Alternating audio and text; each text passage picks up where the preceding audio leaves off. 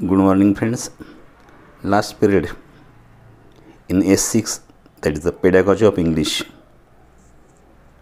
In this subject, we have already seen what are the features of communication skill, what are the features of writing skill, methods and techniques of teaching writing skill, techniques to avoid spelling mistakes.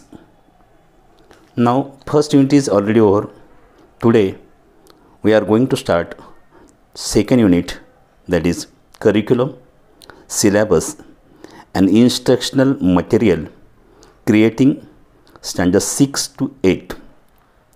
In this unit, we are going to study curriculum and syllabus, standards 6 to 8, types of instructional material, print and non-print material and other unconventional material, principles of material development, stages and steps of material development, class formation and class management, pair and group work, appointing group leader and monitoring. This much we are going to study in this unit. Friends,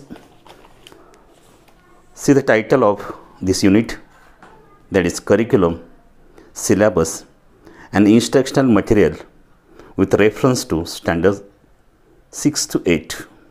Friends, before start this unit, you must know what is curriculum and what is syllabus. First of all, we are going to study these two concepts. First of all, we are going to study curriculum. Curriculum is a vast concept. Curriculum refer to entire program provided by a classroom. Curriculum includes a syllabus. Curriculum is a vast concept. Curriculum includes a syllabus. Curriculum cannot complete in one time. Curriculum consider all the things. Curriculum is a course of study. Curriculum is a course design. In curriculum includes aims, objectives, teaching material, methodology and evaluation process. Friends, curriculum define interaction of pupils. It includes content of course. It includes methods of teaching. The main intention is to make learning subject easier. In school, curriculum has a grade. It is a vast concept. There is no specific time to complete curriculum. Curriculum is a plan of learning to achieve objectives. The culture, history of language, lifestyle of country reflected in the curriculum. Curriculum include all the subjects which are taught in particular standard. It includes extracurricular activities and co-curricular activities. It includes formal and informal activities of instruction. This is the concept of curriculum. Now we are going to turn to study new concept, that is syllabus. Syllabus is a small concept. Syllabus is a statement of the subject to be covered by course of study. Syllabus include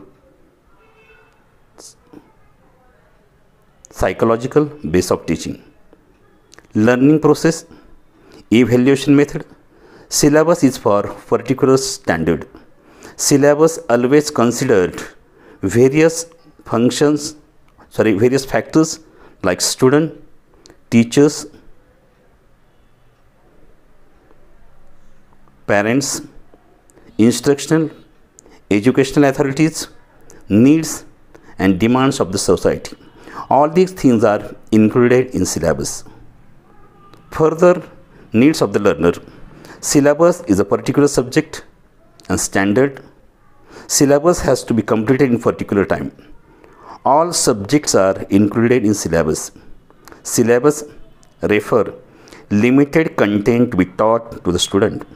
It refers definite method to teach particular unit.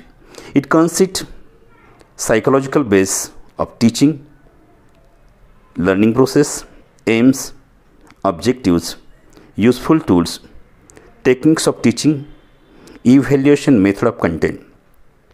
Compared to curriculum, syllabus is a short concept. Syllabus is separate for every subject, so that before teaching in the class, every teacher must know the syllabus of his particular subject.